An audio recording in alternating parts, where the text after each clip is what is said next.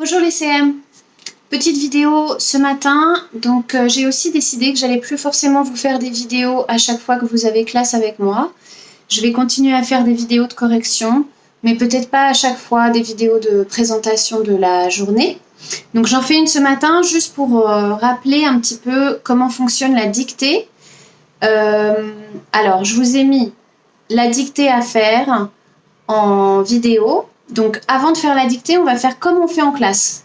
On corrige la fiche de préparation. Donc même si vous l'avez faite la semaine dernière à l'avance, vous la reprenez, cette fiche de préparation, vous prenez votre stylo vert et vous la corrigez en suivant la vidéo que j'ai mise de la correction.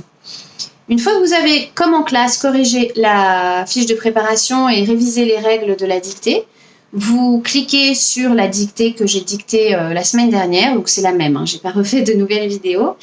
Vous faites la dictée et une fois que vous l'avez terminée, vous relisez bien, vous vérifiez que vous n'avez rien oublié, vous repérez les verbes, les sujets, est-ce que vous avez bien accordé les verbes avec leurs sujets, s'il y a des groupes nominaux pluriels, si vous les avez bien accordés, et bien sûr si vous avez respecté les règles qui avaient été évoquées dans la fiche de préparation.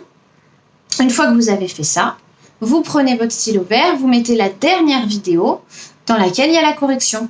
Et là, vous corrigez. À chaque fois qu'il y a une erreur, vous corrigez. Quand il y a une réponse juste, si vous avez envie, vous pouvez mettre un tic vert. Et ensuite, vous allez coter vos points sur 20. Donc, ça va vous faire une note sur 20, puisque vous allez enlever 0,5 points par faute. Donc, ça va vous faire une note sur 20. Voilà. Donc, quand vous avez terminé, vous faites un petit scan ou une photo de cette dictée et vous me l'envoyez. Je vous présente quand même la suite du travail. En conjugaison, vous avez des mots alignés. On en a déjà fait en classe. On révise l'impératif. Donc, c'est un peu comme des mots croisés. Et il y a une phrase secrète à découvrir. Donc, la dernière case vous demande de reculer ou d'avancer d'un certain nombre de cases dans l'alphabet. Je vous montre le début sans vous montrer les réponses. Donc, par exemple, ici, on vous demande de conjuguer le verbe être dans la première ligne. Et ici, vous avez vu, c'est écrit -9. Donc, être, ça va être soit prudent, par exemple, soit.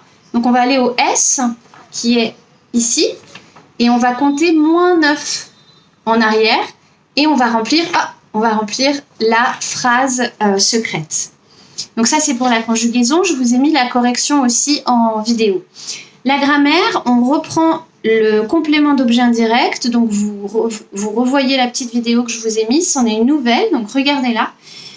Et ensuite, on va faire la même chose qu'on a fait avec les compléments d'objet direct. On a un exercice dans lequel on doit éviter les répétitions du complément d'objet indirect. Et vous allez voir que pour ça, on va à nouveau utiliser des pronoms, mais pas les mêmes. Donc, vous essayez tout seul d'abord. Si vous y arrivez, tant mieux. Si vous n'y arrivez pas, tant pis, parce qu'il y a la correction pour vous aider. Donc, vous regardez la correction et vous voyez si vous avez réussi ou pas. Comme d'habitude, on corrige en vert. Pour les maths, vous avez toujours des exercices sur la proportionnalité. Donc là, vous pouvez les faire avant la visioconférence si vous voulez, parce que maintenant, on a commencé déjà à travailler un peu dessus. Et on fera une nouvelle visioconférence de maths sur la proportionnalité. En lecture, je vous donne les chapitres 2 et 3, donc c'est un peu plus long que la dernière fois, de petits romans vachement moi, avec des questions. Normalement, je vais vous mettre un lien vers Gabriel en train de lire le début des chapitres 2 et 3, et Doua me l'a déjà envoyé, Gabriel me l'a pas encore envoyé, j'espère qu'il le fera, s'il le fait pas, c'est pas grave. Mais vous aurez de toute façon accès à la vidéo de Doua. Donc vous pouvez lire tout seul.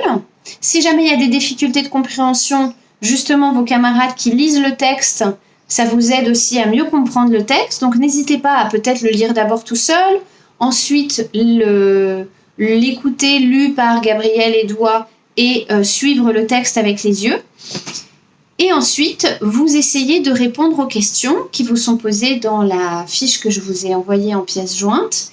Et vous regardez ensuite la correction que je vous ai faite en vidéo. En géographie, vous avez une étude de documents Donc, vous aviez mardi à me faire la liste des endroits où vous pensiez, des endroits ou des moments où vous pensiez que l'eau est utilisée dans une ville. J'ai pas encore ouvert tout ce que vous m'avez renvoyé, donc je ne sais pas si vous avez réussi ou pas. Et je vous demandais aussi d'essayer de me faire le schéma de l'eau du robinet, par où elle arrive, comment elle ressort et où elle va. Donc aujourd'hui, on va s'intéresser à l'utilisation de l'eau dans la ville et dans la vie. Donc pour ça, un texte documentaire qui ressemble à ceci, un graphique et donc un texte documentaire. On a souvent des paragraphes avec des titres, donc n'hésitez pas à vous aider des titres. Ici, on a un graphique qui correspond au secteur économique dans lequel est utilisée l'eau. Et donc, je vous demande de répondre à ces questions. Donc, sur une feuille séparément ou dans votre cahier, à l'aide de ce document, vous essayez de répondre aux 5 questions qui sont ici. Vous faites de votre mieux. Vous pouvez accéder à la correction avec le lien que je vous mets en vidéo aussi. Regardez attentivement la correction, puisque là, je ne suis pas là pour vous aider en classe. Donc, le seul moyen que je trouve pour que vous puissiez un peu comprendre de quoi il s'agit, c'est de regarder la correction que je vous fournis.